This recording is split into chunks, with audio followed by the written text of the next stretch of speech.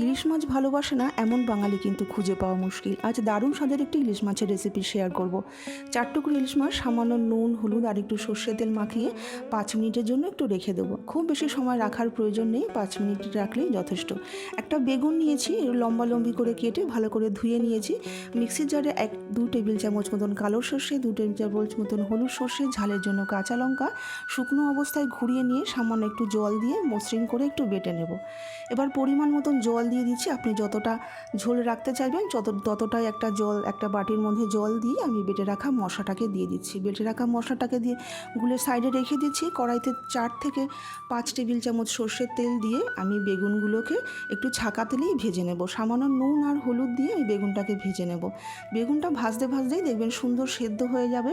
এবার এই বেগুনটা ঝোলের একদম লাস্টে ব্যবহার করব। কড়াইতে দিচ্ছি সামান্য একটু কালো জিরে, একটা কাঁচা লঙ্কা, গ্যাসটাকে লোতেই রেখেছি। রঙের জন্য সামান্য একটু হলুদ, সামান্য একটু কাশ্মীরি লঙ্কার গুঁড়ো। এইভাবে খুব সুন্দর করে একটু মিশিয়ে নিয়ে একটা ছাঁকনির মধ্যে দিয়ে ছেঁকে আমি যে জলটা রেডি করেছিলাম ঝোলের জন্য সেটাকে দিয়ে দেবো। এই যে সর্ষেটা ভালো করে একটু ছেঁকে নিচ্ছি। সর্ষের যে এই অংশটা, ছিবড়ার যে অংশটা, এই অংশটা কিন্তু ফেলে দেবো।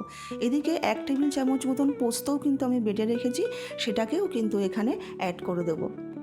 পোস্তটা আমি আর ছাঁকলাম না, এই কারণেই আমি পরে ব্যবহার করলাম। স্বাদ মতন নুন দিয়ে দিচ্ছি। এইবার ঝোলটাকে ফুটতে দেবো। ঝোলটা যখন সুন্দরভাবে ফুটে যাবে তারপরে আমি মাছগুলোকে দিয়ে দেবো।